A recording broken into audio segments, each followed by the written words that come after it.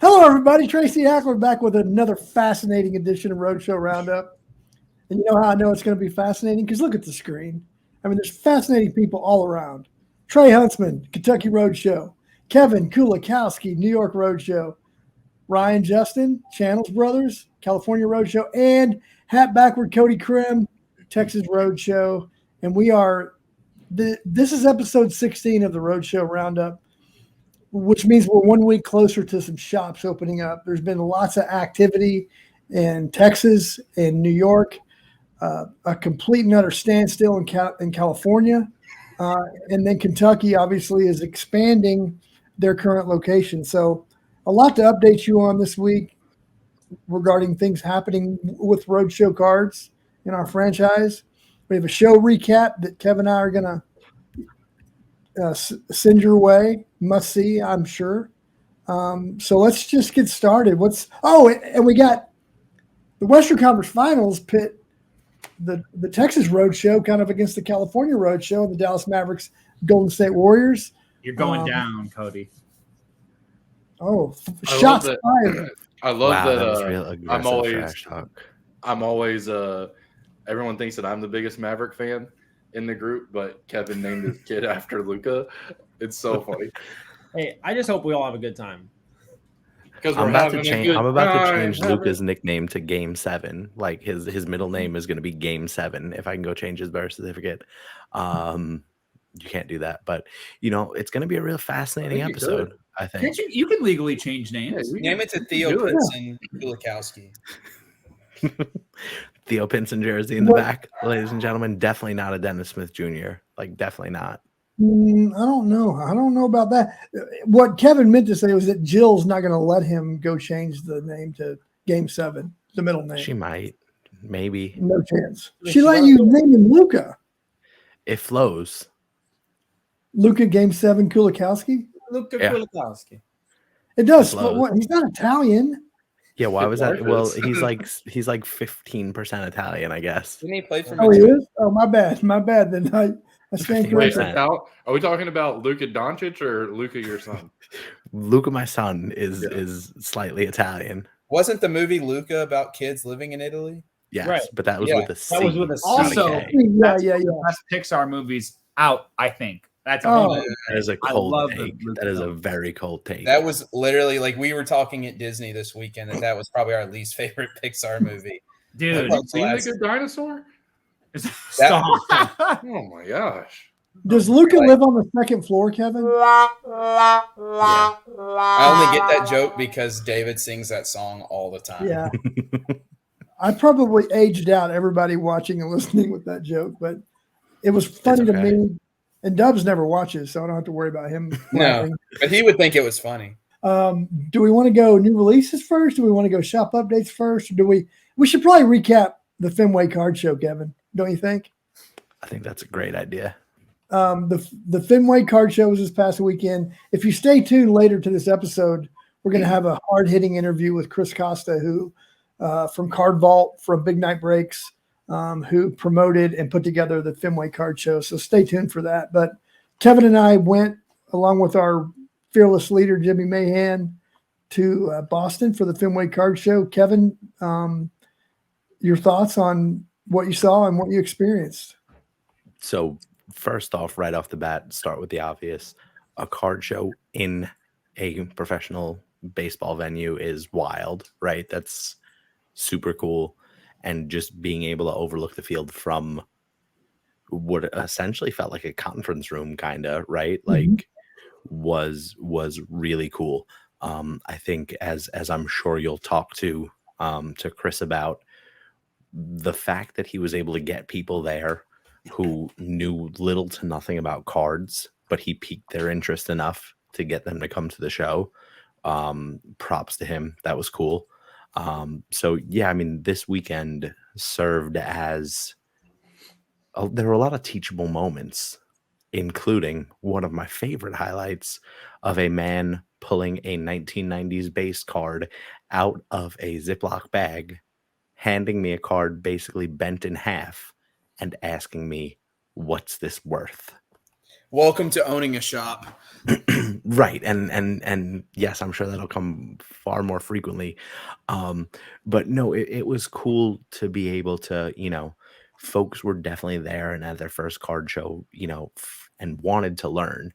And so being able to give people essentially as much information as they wanted, right? Like I guess I talk a little bit, So if somebody wants to know a little bit and then leave, they got that. If somebody wanted a full rundown of from base cards to NTRPAs, like they got that too.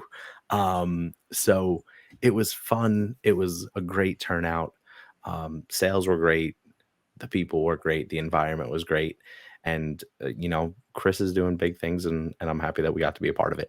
Really, when you think about when we first heard about the Fenway Card Show, it seemed to come together like in a matter of a few weeks, maybe a month. Yeah, I think they announced it like a month before it happened.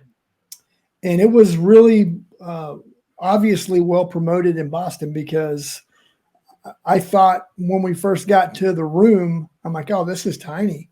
And it was smaller than most larger shows, but the foot traffic was just incredible throughout the show, through all hours. And the fans, obviously Boston's an iconic sports town. The sports fans were out in mass, no pun intended. Good one. Thank you. A lot of Tatum jerseys, a lot of Tom Brady cards. And you had a nice mix of the people that obviously a lot of newcomers coming to learn and kick the tires and see what their ziplocked shredded cards were worth, because they heard they were worth $80,000 or whatever. That one was not. Kevin had to disappoint the gentleman. But there were also a lot of people that we know and love who've been industry veterans on the show circuit, on the collecting circuit, who came too and knew what they were looking for. And a lot of guys found it. And then to walk about, 20 steps to the outfield and see the Roadshow Cards logo larger than life on the Fenway Jumbotron was pretty cool. And Chris was great throughout the show, gave us shout outs as a sponsor quite frequently. Steve Aoki was there on Sunday. Jacoby Myers was there as a guest. It was a really successful debut. And I look forward to seeing what he has planned for the future. How was the flow of the show? Like, how was it getting into the show? Like getting through the stadium? Were there like, wow, that's a wonderful question. Like and places that were off limits. I think the venue choice is so unique that the experience of a card show, at least for me, I was super curious. It's like, oh, it kind of feels like you're going on game day, or was it completely different than that? Like, I got you on this one. So essentially what happened is you were funneled in through essentially it was the VIP entrance for like folks who would come in who would have special tickets on game day. We had half of the ballpark open to us. And the other half was closed off because they were doing ballpark tours, because the Red Sox were out of town. And so we had the outer pavilion. We were on the opposite side of the Green Monster. So we were like first base side, sort of outfield over there. Right. And you essentially came in through a side entrance specifically designated for the card show. You took an elevator up to floor number 3. You walk down a hallway that had all of the different sponsor banners and everything. It was cool. It was marketed nicely. And you made your way up the stairs, where on Saturday, at least, you were greeted by 2 Celtics cheerleaders waving their pom-poms as people were walking in for the first hour or so. And then you opened up into a very nicely flowing room too. Like, props to Chris. It wasn't one of those look down an aisle, and you have to figure out, like, are you going to look at both sides, or are you going to go up one and then down the other? Like, the show and the table spacing and everything, like, had a very nice flow to it. But again, like Tracy said, I think it was right around 100 tables, and our regular show goers and our folks who hit the big show circuit would probably hear that and be like, I'm not going to fly to Boston for 100 show table. Right. Like, right. But it was still the heavy hitters were there. You know, all a lot of people were there, and there was some awesome stuff there. Mix of high end, low end. You know, it was mix of Tom Brady, more Tom Brady. Well, Tom Brady. A lot of Mac Jones. Tracy, can you count on two hands the amount of times the Patriots fans told you they don't know if they're all in on Mac Jones and then tried to lowball you on buying a Mac Jones autograph? I would need more hands to count. Right. That. Speaking of singles like that, did you guys pick anything up for the PC? Any big things from the Fenway Card Show? Yes. I know Kevin did. The greatest card that is now in my collection. Really? A BGS 9.5 50-cent top series 1 first pitch. That's actually pretty cool. Which cost me $40. Yeah. From a dude who came up to our table, and I said to Jill earlier, I was like, I own $50,000 plus cards in my collection, and this one very well might have become my favorite. Just because it's so ridiculous, and I am just a guy from Queens who loves the Mets, and that is one of the worst first pitches ever. So that is like the perfect storm of becoming one of my favorite cards. I took a bath on a couple of boxes of Immaculate UFC. But you got to rip them live. Well, we recorded the first one in the outfield of Fenway, which was awesome. Yeah. And I pulled a great card of a guy I really like, Michael Chandler, on card, mem card. So I was happy. And I didn't take a bath. That's strongly worded. I liked it. I enjoyed it.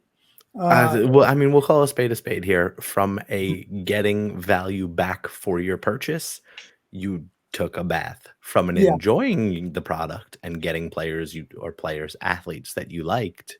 Yeah, it was a win. You had a good time, and it was a win. Yeah, it was a win. And you got some low numbered stuff in the box that you ripped off camera too. So yeah, I did. I got a Frankie Edgar acetate auto mem out of 8, and I did get a red ink on card Cyril Gahn. So if he wins the strap at some point, that'll be a good card. But the thing that was cool about our setup, we ended up having 2 tables as one of the sponsors. And speaking of how many times can you count on 2 hands, Kevin, the amount of people who came to we were the first table that people saw when they walked in, right when you walk in the door on the right-hand side. So we had a lot of people. There were a lot of tire kickers at this show, kind of asking, checking, but so many people came by and said, that's a great card. I would probably buy it, but I haven't seen any other table at the show yet, so I'm going to go walk around. And then they went to walk around. And sometimes they came back and bought, and sometimes they didn't. But, all in all, it was a great first show for Chris Costa and the gang over at Big Night Breaks and Card Vault. And I look forward to seeing how they enhance it and improve upon it going forward. And then, so we get back from Boston. There's also a big show this weekend. Well, Kevin, we didn't touch on Kev's Game 7 experience. Oh, that's right. True. That's right. We just roll right past that, huh, Kev? Yeah, I mean, sort of like the Celtics just blew past the Milwaukee Bucks in that game. It was not as much as the night game. That's true. Wow, remember that time that people thought that the Suns were good? Remember that time people thought that Chris Paul was good in the playoffs, but he's really just a bum? Like, I saw a tweet. I said, I hope no one refers to Chris Paul ever again as CP3. That boy's name's Christopher. That's funny. I mean, my favorite now is when people are like, man, Chris Paul really deserves it, blah, blah, blah. Like, no, he doesn't. Go do a State Farm commercial. You're a bum. Was it the 5th time? I think it's 5th time in his career he's blown a 2-0 lead. Yeah. And it's also, I think they said the something like the 7th time or something that he hasn't won a closeout game past the first round of the playoffs, because he's not very good. But so Game 7 in Boston, it was wild. The action on the court spoke for itself. Williams just had himself a day. And the craziest part was he started like 3 for 7 from 3. And then just to keep shooting and finish how he shot. And he actually broke Steph Curry's record for most threes attempted in a game 7. I know that's a very specific record, but I heard it on the radio and felt like our AWLs might appreciate that if they hadn't heard that. Yeah, Award-winning That's the record you got to take from Steph Curry. You can have it.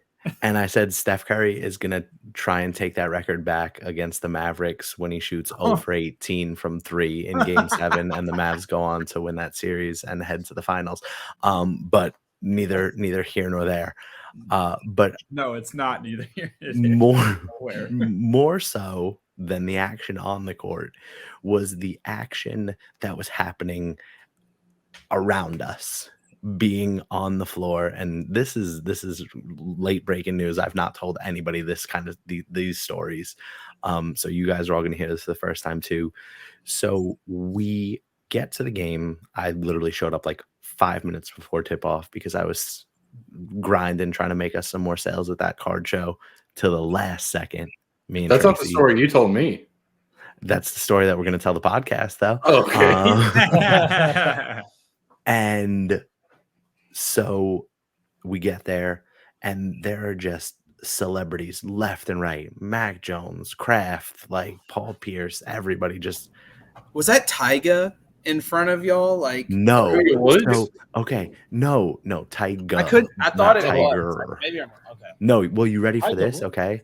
So and we're gonna go real deep in the weeds here on this podcast. A dude walks in with a YSL chain. And I immediately turn to Jimmy and I say, Jimmy, have you heard the whole thing about YSL? 56 RICO counts. Young Thug and Gunna are in jail. Why is this man here sitting in the front row of a Celtics game with a YSL chain? Like, he must be important if he's not in jail right now. And Jimmy was like, oh, I was just reading about that. So like Jimmy knew what I was talking about. And so we're trying to figure it out. And the gentleman behind us, and I use the term gentleman loosely, the gentleman behind us identified pretty much every celebrity that was near us, went and took a selfie with us, and then just like shouted at them for 5 minutes. Like each of them got their own 5 minutes. And the person in the YSL chain right in front of us was none other than super famous producer Metro Boomin. Really? Yes. Metro Boomin was who was just on everything. Yeah. And people are going like absolutely crazy. And like the only two people in the section, well, with the exception of the other celebrities who were not starstruck, were Jimmy and myself. And so as the game is going on and the Celtics are running away with it, like everybody's just dapping everybody up, and like Metro Boomin's like dapping us up like when the Celtics are hitting threes. And like, wait, did you dap up Metro? Yeah. Oh, yeah. After a Celtic 3, bro, I was just like, because he dapped up the girl, like he was 2 rows in front of us. He was in the first row, like on the court. We were in the second row of like the seats behind the court, and there was a female rapper who I never got her name, but she was from Boston in front of us, like directly in front of us. And she like was talking to me and Jimmy the whole game. But like when he's dapsing her up after a basket, like he just then reached over her and was like dapsing me and Jimmy too. And it was like Steve Aoki was next to us. Like it was a whirlwind of just ridiculousness. That's really cool. Yeah, but then the guy behind us, who again was just yelling at people the entire game, and the Celtics never committed a foul and got fouled on every possession, and the refs should watch their backs when they leave. That guy is just like, so what are you guys? Like, how'd you get these tickets, right? Because the same guy, when somebody behind him told him to sit down, he turned around and said, and I will paraphrase this to make it PG for our AWLs. Shut up. I paid $7,000 a ticket. I'll do whatever I want, was his response. And then security had to come and tell him to calm down and sit down so the people behind him could see. Because I'm sure they paid like $6,500, right? Right. Like it wasn't that wild of a difference. But I'm going to say this as we can transition into our Eastern Conference Finals picks before our Western Conference Finals picks. I enjoyed thoroughly that the Celtics won that game because I was there and the environment was amazing. I want the Heat to beat the Celtics by 822 points 4 games straight. Like Wow. Celtics fans, Ooh, man, record. you've never seen an environment like the Garden for Game 7. I was like, first off, this is TD Garden. The Garden is about 85 miles away in New York, and don't disrespect that one. People didn't like that. For the record, anytime someone says the Garden, unless you're from Boston, you assume they're talking about Madison Square Garden. Correct. Right. I was thinking, I didn't know the game was played in Madison Square. Right. And the best part about it was literally on that same night, there was a hockey game 7 in Madison Square Garden. And if somebody compared the decibels somewhere, like, I'd like to see which one was louder. But yeah, Heat in 4 is my Eastern Conference Finals prediction. Anybody else can chime in with theirs from here. Heat in 5. Celtics in 6. I say I agree with Hackler. I don't think Boston's going down that easy. I think Boston and at the time of recording, Game 1 has not started yet. And Marcus Smart is out. Hortford and Smart are out tonight And for Horford. Boston. Oh, wow. I didn't know that. Yeah. Celtics in 7. I would say Celtics in 6. I'm going to say Yeah. Celtics. No. Heat in 6. I'm going to say Celtics in 6 because you will never find me rooting or promoting positivity towards the Miami Heat ever in my life. Celtic. Yeah, but all of the pieces of that puzzle are gone, no? No, they are. And like I was talking to Jimmy in the group text, and I was like, I hate it because I really like all the current Miami Heat players, but I feel like I can't fit. Like, if I rooted for the Heat, like, it would make me vomit. I'm never going to root for the Astros. Like, I will never find it in my heart to be okay with the Astros. Never. Nah, I think They it's took a okay. ring away. They just beat the system. They're cool. They can do whatever They they took want. the division away from the A's for like. Okay, okay. I don't want to hear about your AL West division title. One game, 2 years in a row. You're telling, and that both years they cheated. You're telling me the A's wouldn't have won. Guys, was it really cheating or was it just using loopholes to your advantage? No, it's cheating. I'm a big fan of loopholes. That was cheating. Hey, but Carlos Correa said famously, "You weren't there, so you need to shut up about it." So I'll take Carlos Correa's advice. So CP3, what he blew 2-0 leads in 5 series, right? Total or whatever like that. It was either 4 or 5. Yeah. How many finals has LeBron James lost? Oh, I'm with you. 6. A lot. What's the difference? Not 1, not 2, not 3, That's not funny. 4. No, all right. Here's the thing, right? First off, like, if you hate LeBron James, you can still like no. I'm just saying in general, like, if you there is no way that even if you were the biggest LeBron James hater in the world, you have to acknowledge that he's one of the greatest basketball players of all time, right? No doubt. He's number 2. No doubt. Right. It's not fair not to do that, right? The thing and his demeanor, his way that he, the one thing I will say about LeBron, and Cody, I guess, who will probably look at it under a more critical eye, can correct me if he thinks that I'm wrong, but I don't think LeBron plays dirty. No. I think that he is. I think that Chris Paul plays dirty. Yeah. And so I think all these people who are like, oh man, Chris Paul deserves better, or oh man, Chris Paul deserves this, that, like Chris Paul's never won. 6, by the way. Chris Paul's never won a ring, right? Yeah. That's like, who, if we're talking about who deserves one more, and I promise you this just isn't the homer in me coming out here, but like Carmelo Anthony, who like nobody probably has a bad thing to say about Melo like ever, except, he takes too many shots maybe sometimes, but like he was on the Knicks, what do you expect? But like this whole narrative that like Chris Paul is this great guy, but like when he gets on the court, like between the lines, like that doesn't show. I agree. That's my. I mean, I obviously wouldn't even say that I hate Chris Paul. I think that the difference is that he's a dirty player, though, and I think if you ask most NBA players, apparently for sure Patrick Beverley, if y'all saw his interview on on ESPN.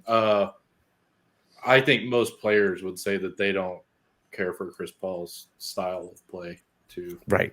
Now, look, Chris, and again, like I said, it's between the lines because Chris Paul, as the head of the players union or whatever, like he's been instrumental in stuff like that. But it's just, man, when he's on the court, the like sneaky nonsense that he does, and like, you know. Well, I think also LeBron does stuff that we've never seen.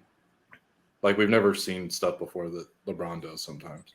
Right. Fair. Like even from Jordan. Like I think that LeBron's the second best behind Jordan, but he's obviously capable of doing things that Jordan wasn't. Right. Patrick Beverley's just happy that he's no longer the most hated guy in the league. Yeah. That's why he's talking smack. Hey, I give him props though, because he said he basically admitted that Luka dominated him, which everyone already knew, but at least he was man enough to come out and be like, look at what he did to me last year. Right. But according to Patrick Bev, he's the only one in the NBA that plays defense. So, and by the way, nobody ever gets fouled in the league anymore. Nobody ever gets fouled. Never. Anywhere in American basketball. Never. I'll give you this. I have really enjoyed the NBA officiating in the playoffs. Like there's been a few calls here and there that are like kind of and I'm sure they've gone every way, like pretty evenly. Sure. But like I feel like that across the league, all playoffs, from all the games I've watched, I have thought that the refs have let the players dictate the outcome of the games. In my opinion. No doubt. That's fair. More so than for sure in the regular season, but more so than I remember refs in any sport recently allowing players to play. Well, And except hockey, because of hockey you could just do whatever you want. Right. Fair enough. I'm going to go with an unpopular opinion about the NBA playoff officiating here. I think we're protecting players' heads too much. I think if you get whacked upside the head, like it doesn't have to be a flagrant foul if you get whacked in the head. If it's in the rule book that it is, though, then it should. We're not talking about the rule book, though. I'm just saying I think that we're getting a little soft when it comes to whacking people in the head. If we're talking about the rule book, John Morant carries every play and there's traveling. And everybody travels on every possession. Yeah. Look, man, there's too much emphasis on head trauma in all the sports, so they're never going to not have that be a flagrant. Right. It's a bad option. Not UFC. If they don't. Well, yeah, that's a fighting sport. It's a fighting sport. Yeah, especially if you got Herb Dean in the ring. Yeah, he'll let Love it go. That guy. So we got Kev going with the Heat. We got Ryan going with the Heat. Justin going with the Heat. I'm going with the Celtics. Cody, did you pick? Celtics and Trey, did you pick? Celtics in 3. Okay. I don't. That's how confident I am. I don't. And now for the Western Conference predictions, we are going to start with Trey. Warriors in 6. Then we're going to go to Tracy. So I was just going back before the season. I was on another podcast that maybe a previous employer that I had, and I went to look back at our predictions. Beckett? Yeah, no. Connor still has a show? Panini, it was the Panini Going Direct podcast, and Morning News has a podcast. I picked the Warriors to win the finals on that podcast before the season started. I'm not changing it now. Warriors will defeat my hometown Mavs, and then they will go on to win the finals. How many games? 2.5. No, in the final for the Western Conference Finals. The conference.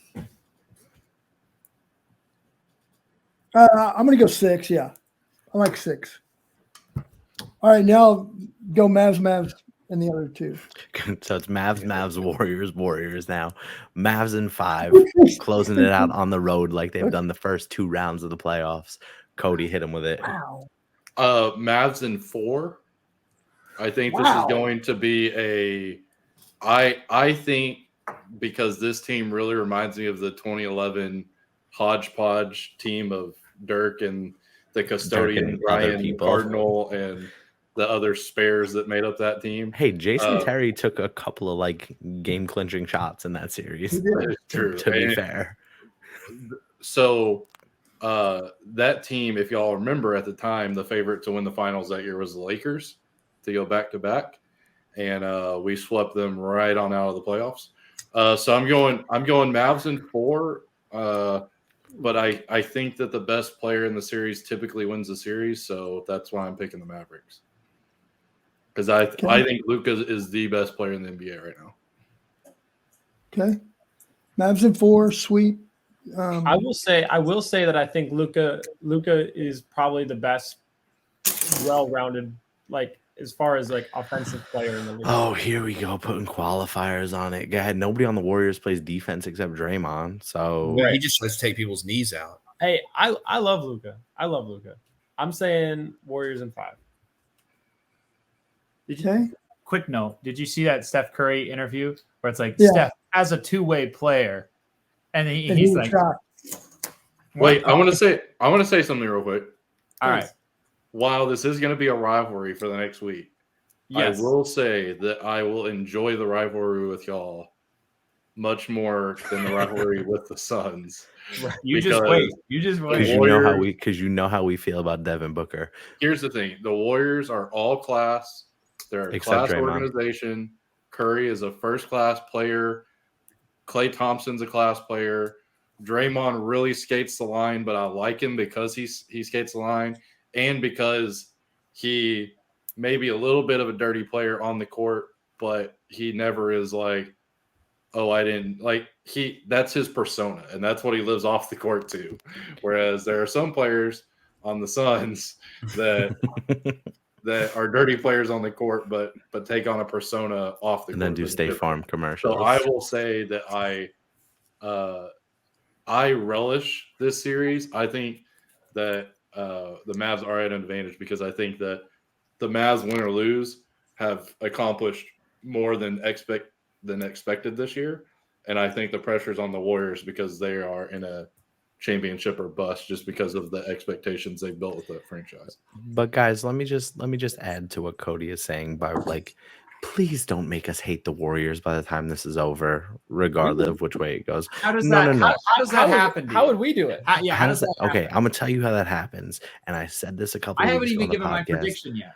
I get all of your damn likes on Twitter showing up on my feed, and the stuff that Warriors fans say is ridiculous. And I'm gonna read one of those, and it's gonna annoy me, and I'm gonna screenshot it and send it to Cody, and then we're gonna go from like a friendly rivalry to like very bad things that I won't even say on this podcast. Start a rivalry based on someone else's tweet. Based on tweets that you guys like. So watch But your the same likes. can be said. Look, we all know that when we have so much invested in a series or our team, that they could probably find proof, source material, and say the same thing about Dallas Mavericks fans. Oh, 100%.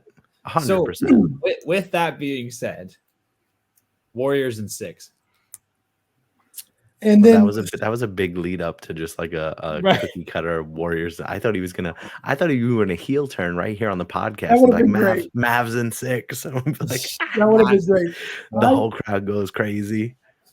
I would be disappointed if there wasn't some kind of Texas California Roadshow wager on this. I was just gonna say we should make it interesting. Figure something out. Wow, like Cody has to wear a Curry jersey on his store opening if Yeah, but I don't mind that Oh because my I don't. God. I like Curry. Cody has to wear a Curry jersey, and then you How guys about- have to wear Luka jerseys. How for your about opening. if the Mavericks win, the channels have to give up a nice Steph Curry card, and if the Warriors win, Cody has to give up a nice Luka card, and then y'all can have an appreciation going into each other's collections. I would rather. I mean, yes, Public humiliation is that too. public humiliation is far more fun than that. I was gonna say I kind of like the jersey thing though, because the last thing I want to do on my opening day is wear a Luka jersey. I'm cool with the jersey. I don't mind All right. Steph Curry. I think Steph Curry's great. So let's do it. Right. All right, let's do it. So on Opening day in the card shop. And wait, if he wears Luka, then who do I wear? Because I have to. Boban. Boban. No, Yeah, that doesn't count. Everyone loves Boban. I think you both have to wear Luka. No, it could be Luka, and adding insult to injury here. Although no, because if the Mavs win this series, Dallas is going to give Jalen Brunson a bag. So Wait, I was going to say, No, he's got to wear that Dennis Smith jersey. deal. I'll ship the Dennis Smith jersey. No, that's not Dennis Smith. All right. Wait, what size is it? XL. Are we getting Kevin in on this? Why aren't we getting Kevin's a bigger Maverick fan than me? Yeah, but it doesn't look weird if like I'm wearing a Curry jersey in New York. he's Like gonna wear a Draymond Green jersey. that won't offend people if I'm wearing a Curry jersey in New York. You have to wear Islanders jersey, a sweater, an Islanders sweater. But that would not bother half the people who come to my shop. Yeah, but it would bother you, and that's what we're going for. That's the most important thing. Draymond Green jersey. I don't mind the Draymond. Yeah. Oh my God. I'd get disowned. I'd get disowned by family members if I wore an Islanders jersey. Like I know, but that has nothing to do with this series. It'd be great. Or a Derek Jeter jersey tee. That one. Oh my God. Although I think like Acuna or somebody like that would probably hurt me more. Like Soto, Acuna, any of those. Devin Booker. If anybody could find a John Rocker jersey, Atlanta Braves jersey, that's probably like the definition of one of the most hated people in New York. Who is your Dwayne? Kevin's punishment is TBD then. Yeah, who's your Dwayne Wade? I will accept my punishment. What's that, Trey? Like, who's your Dwayne Wade? Like, who's like Cody has Dwayne Wade? Who's yours?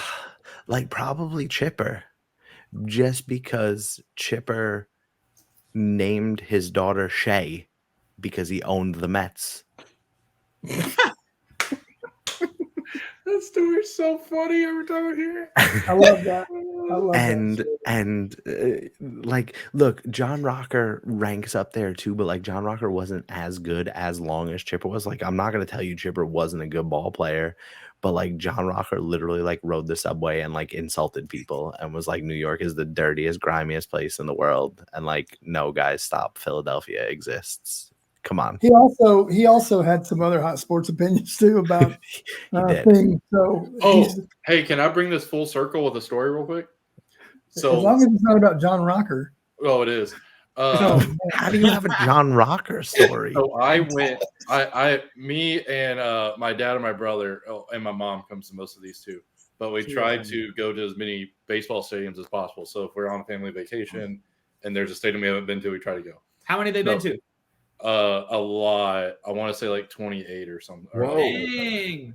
But some of them are like not the stadium they played in, so we got to go back at some point. But anyway, real quick, my trip to Fenway Park was right after John Rocker's suspension. It is the game after he got suspended for his hot takes that he had.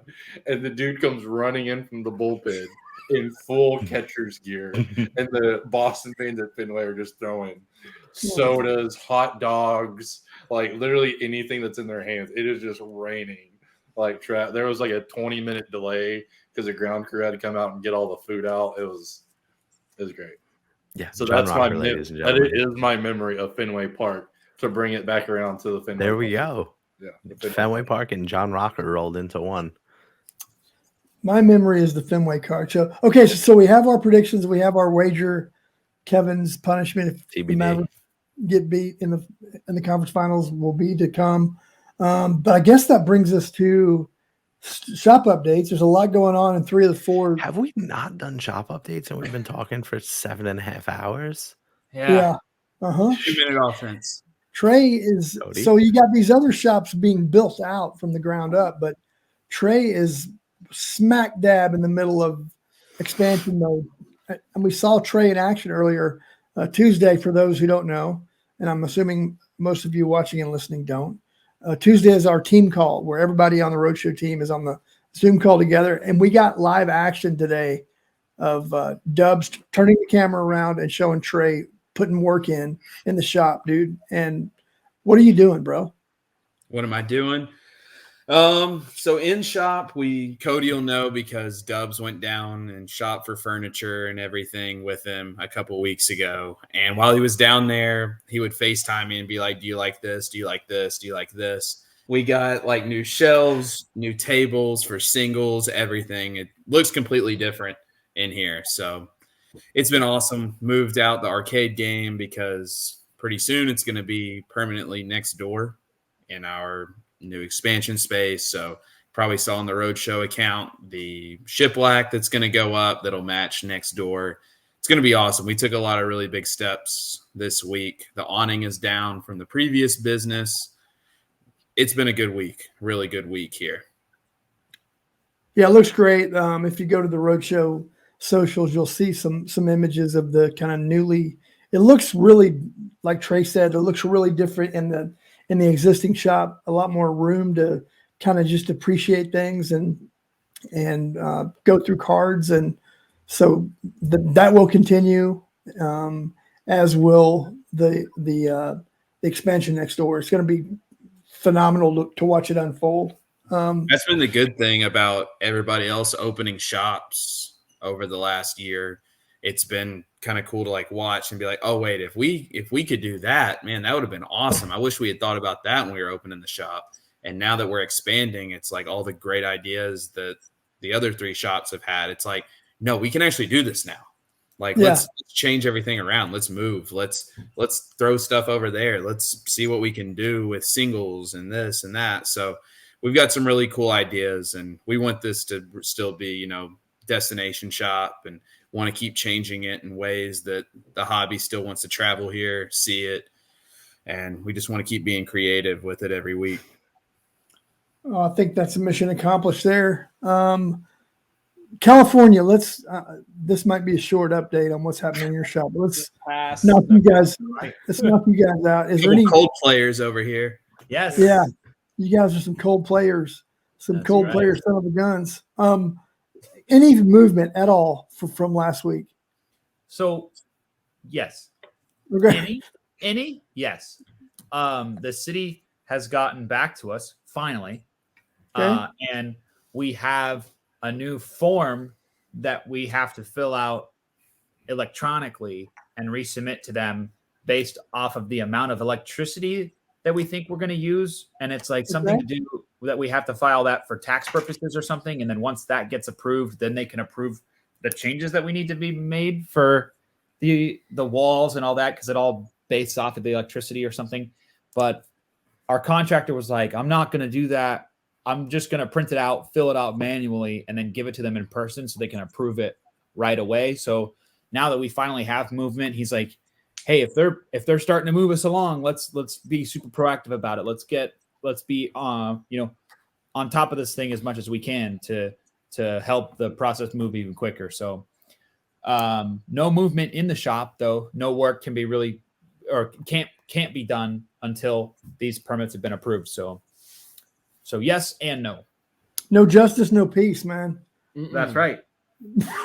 Ain't no way.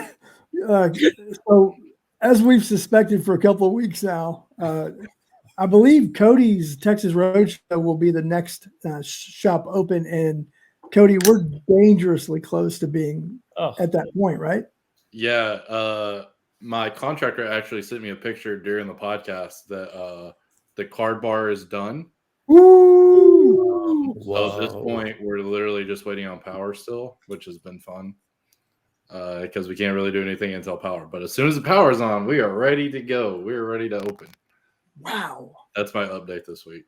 And stay tuned in the days ahead, because Cody's destination piece is going to be installed this week. Yeah, just 48 hours away from recording this. Electric. It's going to be electric. Look, it's going to be electric even if he has electricity or not. All right. That is true. Oh my gosh. Yeah, that's what I'm All right, saying, bro. That was a big reaction to that one. Wow. That's exciting. Okay, Was it that exciting? No, that was a great pun. That was my reaction. I got electrocuted by that. Nope. I had him buzzing. Come on. That's right. Kevin, you got all right. You got so first off, yes, but I'm gonna piggyback off of Cody's electricity story here real quick, because Cody tried to call me this morning. That's my time. Thank you. You guys have been great.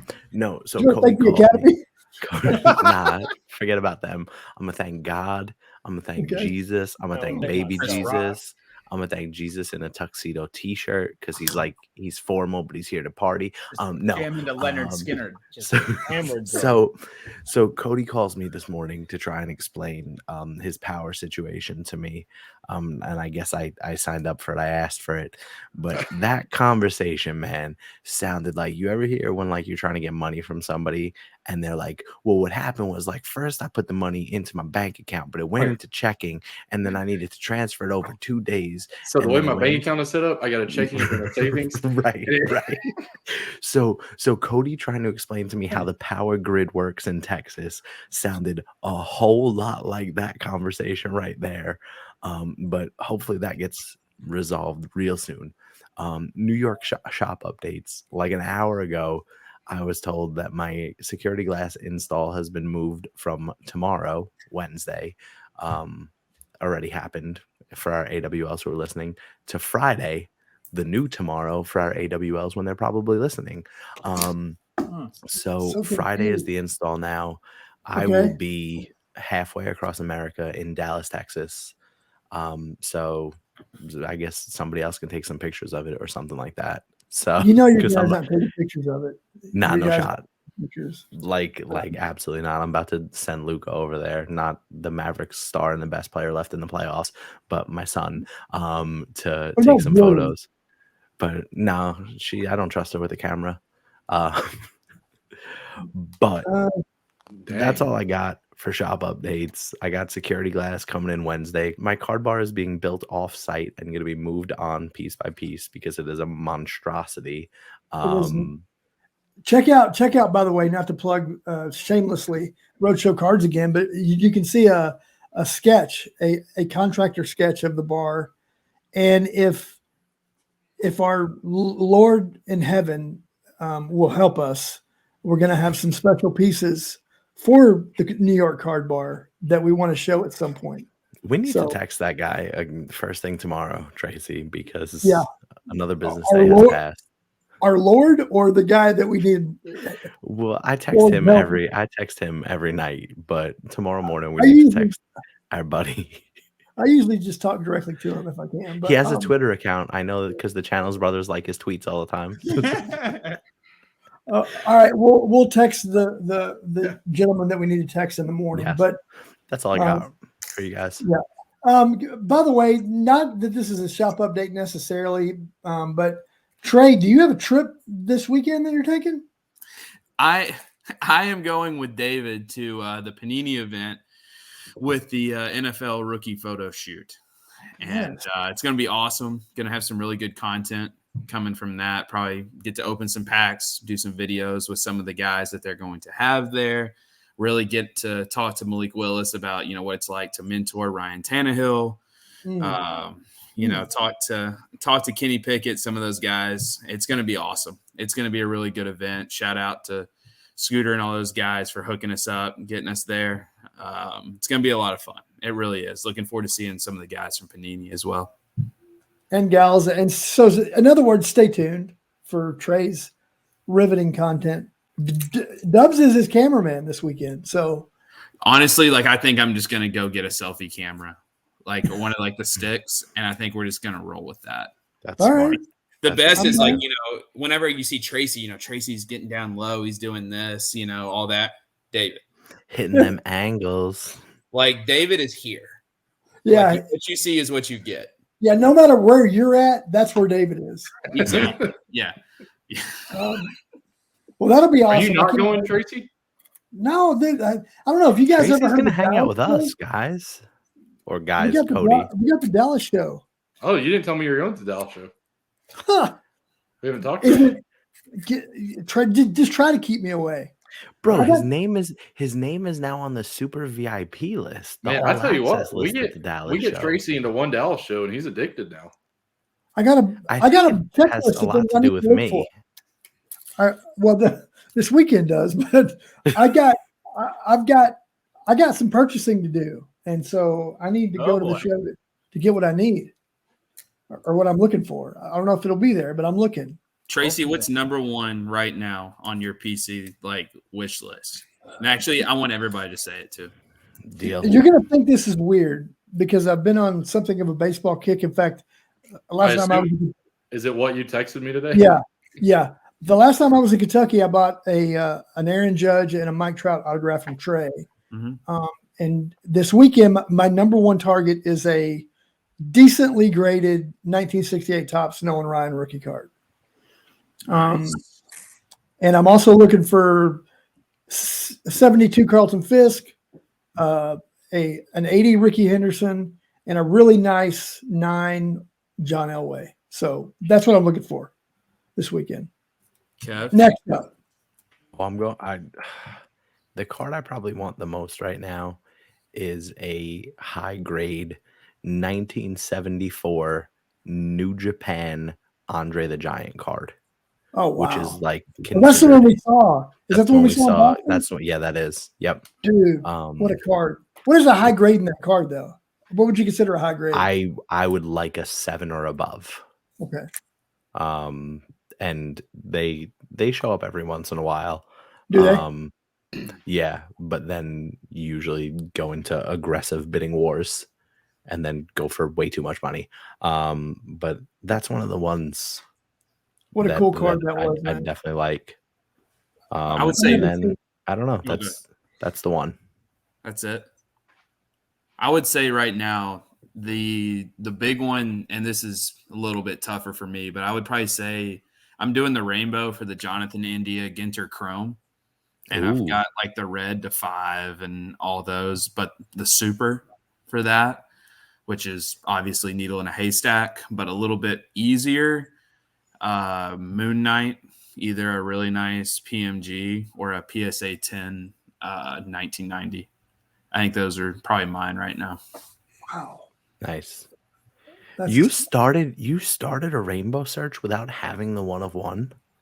Yeah, the number to 5 popped up for too cheap. Fair. That one, and that's with Ginter Chrome, not as many people opened last year's as the year before.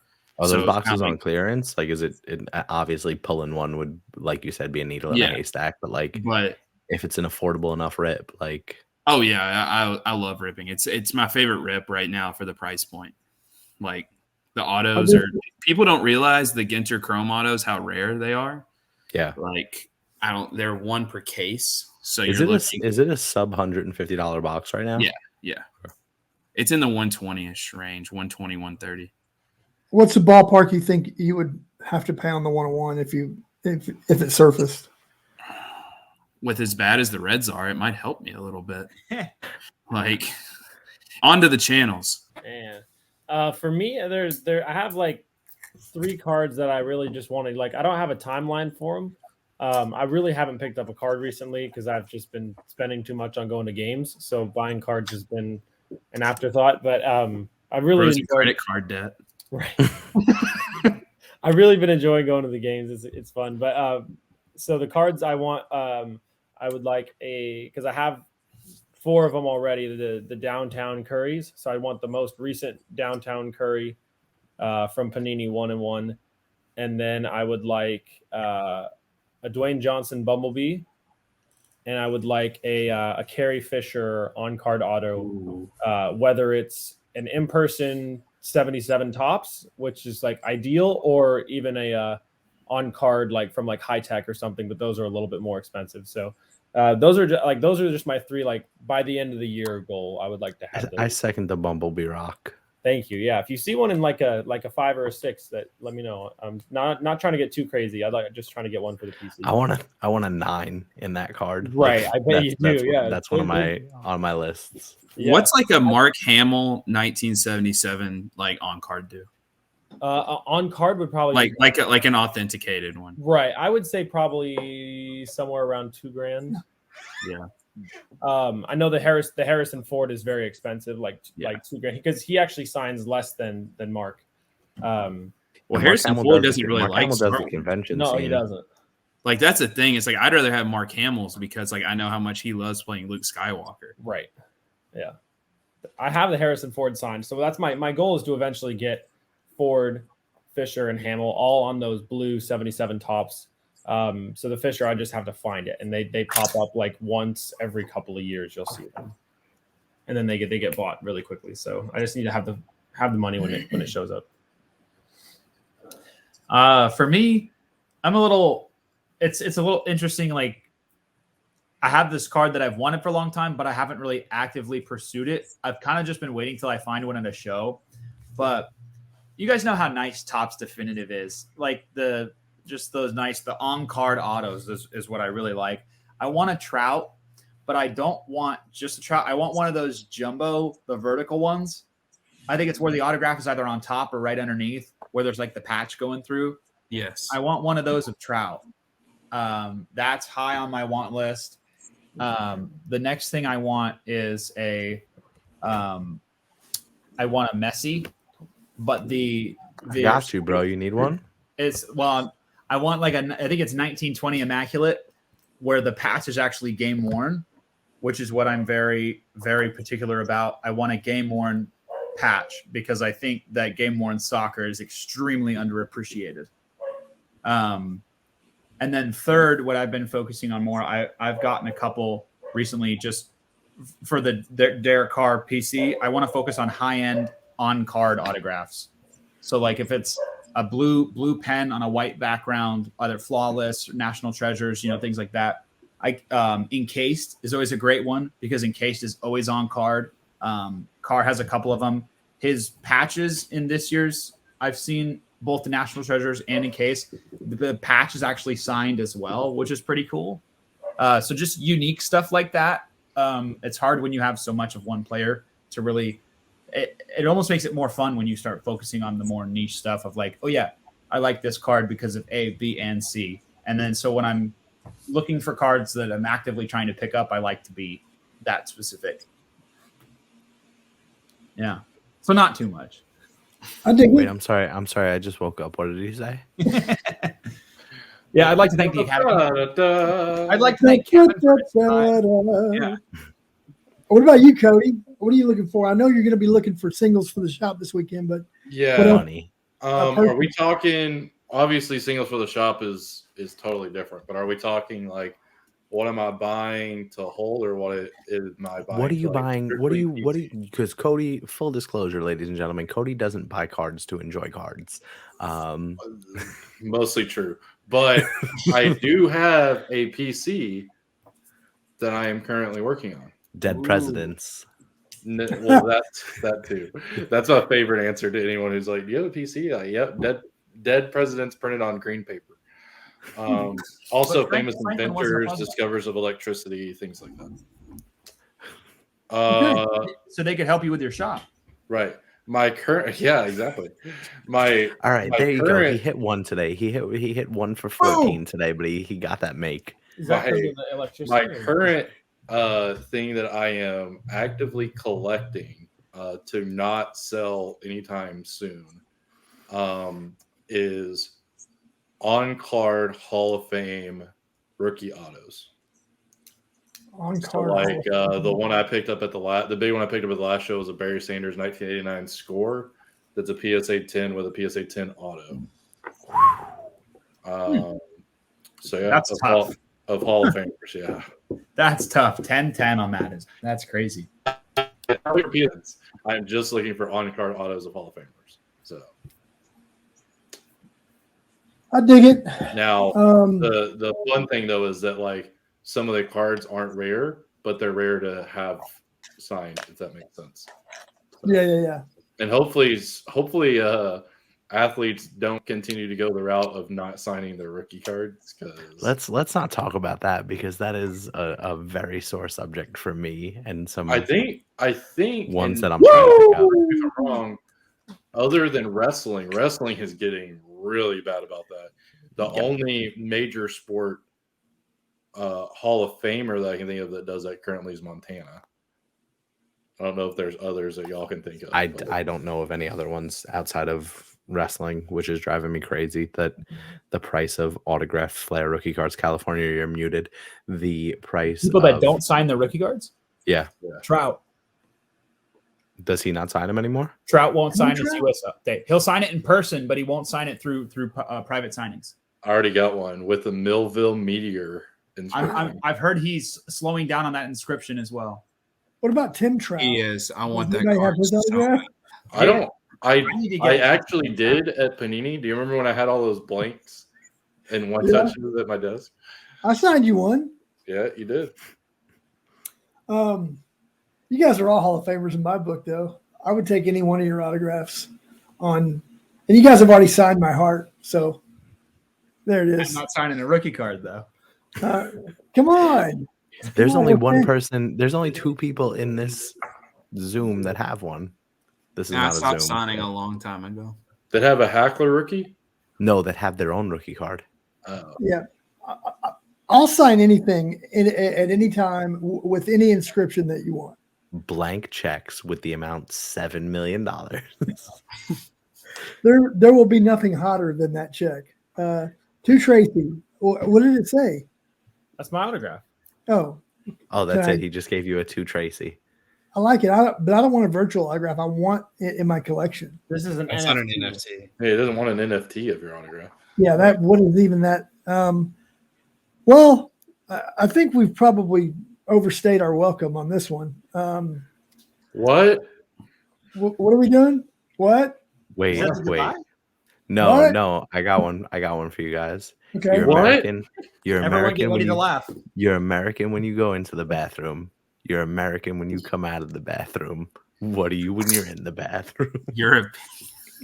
European, baby. Hey, Aaron Judge already has 2 home runs tonight. By the way, I just want y'all to know that. He's Very well. overrated. He's not a like good- 30. Did you guys know he's- he's 30 years old?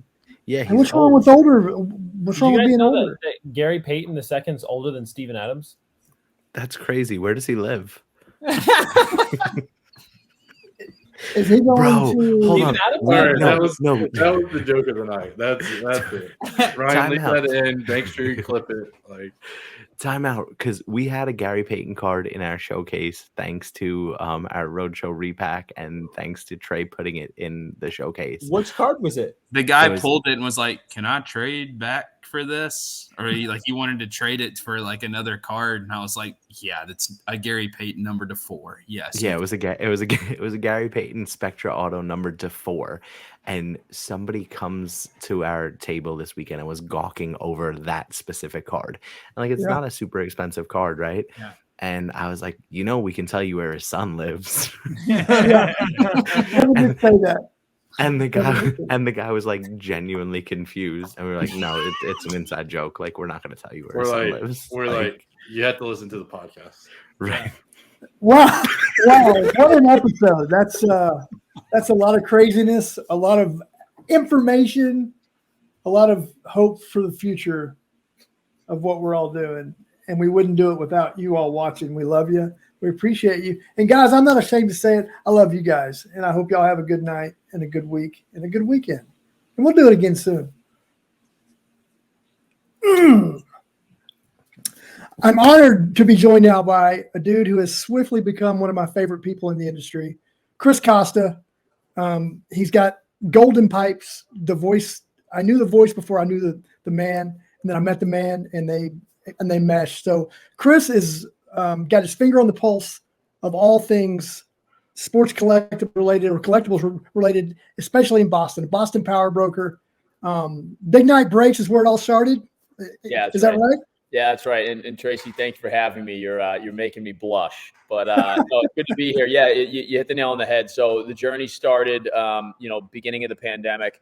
My journey as a collector started, of course, well before that. But from a business perspective, the journey started at the beginning of the pandemic with Big Night Breaks, and it just continued to evolve and grow from there to now Card Vault, which I'm sitting in now. Future card vaults, our trade shows, the Causeway Show, our new Fenway Show, which I'm sure we'll talk about today, and everything else that we do in the space. So it's been kind of a rapid journey, so to speak. Since it's top of mind, and since we just left, let's go. Obviously, we've been to the Causeway Show before. Great event there. The Fenway Card Show was quite unique. We couldn't jump in quickly enough on the Roadshow Cards team to be a part of that. And I don't know what the expectations were for you guys, but I must assume that they were exceeded wildly.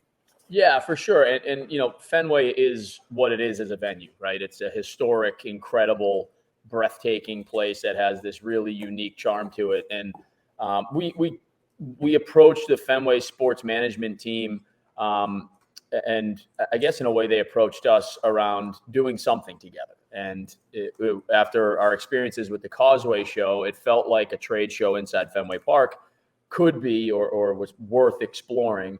And the 521 Overlook space of which we had our show in was just built this year.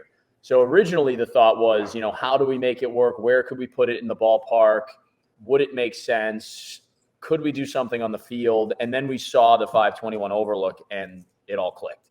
And it's an incredible space. It overlooks the entire ballpark. It's built in stands on top of the right center field bleachers.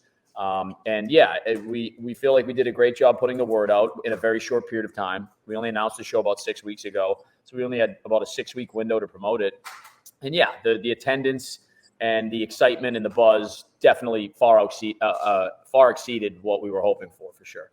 Yeah, we couldn't say enough nice things about it. I mean, the venue obviously is iconic, and I think we've come to know that partnering with you on just about anything, whether it's you and Jimmy on stage at Men Collective, Causeway Show, Fenway Show, it makes a lot of sense. And we were ecstatic with it. Can't wait to see how that show matures. We're excited to be a part of whenever it happens again. And so anyway, hats off to you and your team. I know I texted you guys, but hats off to you and your team for putting on a great show in a relatively a crazy short amount of time. Yeah, no, I appreciate that, Tracy, and we're obviously thrilled any opportunity we get to partner with Jimmy, yourself, the Roadshow team, and yeah, there's some exciting things in the works, some exciting things that we're working on. I think from a show perspective, shows are a part of what we do. They are not all that we do. Sure. And they do take a lot of work and a lot of energy. But the result is obviously super rewarding, and to see people enjoy kind of what you put together from a vision perspective is always gratifying. But yeah, from a show perspective, my goal is to have 4 shows a year. I'd like to do a show a quarter, and I'd like them each to be in unique locations. And ideally, they'd be at locations where we have a card vault. So the Causeway show is an area that we're actively working on putting a spot in. The Fenway show is a location that we've looked at options and potentially have plans for future locations. I'd like to do a show here at Patriot Place at Gillette Stadium, where our first card vault is. So those 3 locations on top of Foxwoods Casino, which is where our next location is opening, are 4 what I think really incredible spots and venues for trade shows. So if we can put together an annual series, 4 shows a year, have our Causeway show, have our Fenway show, have a Gillette Stadium show, and a Foxwoods show, I'll be a happy camper. That'd be incredible.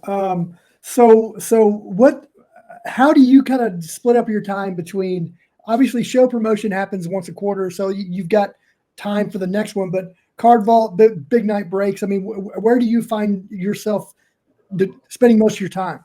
Yeah, that's a good question. And time management has become really kind of my biggest or top priority, right? Managing time, being able to allocate time to each business. And luckily I have an insanely incredible team.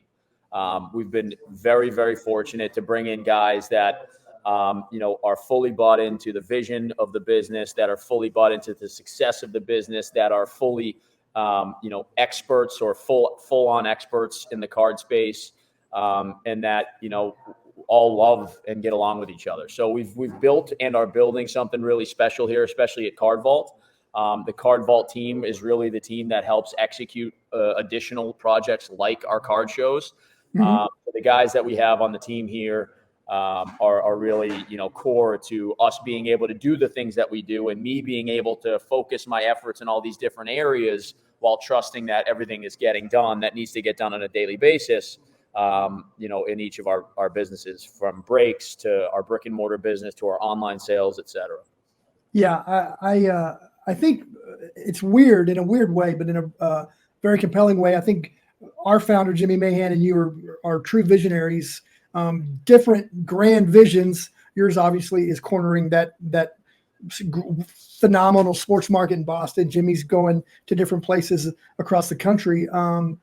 And I don't know what the future of this hobby looks like. A lot of things going on, but I got a pretty good feeling that you and Jimmy will both be involved in whatever that big future is. So I know Jimmy's not going anywhere. This is his heart and soul, our sports card industry. So Jimmy's really a legend, and we love him, and everybody loves him. And yeah, I think I'm definitely excited to see what the future of the industry looks like. And there's obviously many interesting things or announcements or changes or what have you coming down the pipeline. But I am excited to see and excited about what that's going to look like, especially with all the amazing people in this industry, all the amazing leaders in this industry, whether they be Jimmy or you or anybody for that matter. There's so many great businesses and so many great leaders. And like you said, so many great visionaries that I think the hobby's in a good space and in good hands. Yeah, no doubt about it. And look, I know you got to go. I know you're off to VCon. We're off to the Dallas Card Show. But dude, Chris, I'm honored to have gotten to know you over the last year or so. You're a great dude, one of my favorites, and I look forward to our paths crossing quite frequently in the future, brother. I appreciate you, Tracy. I appreciate all the Roadshow guys and gals, and give my best to Jimmy. We'll see you guys soon. All right, brother. Thank you, man.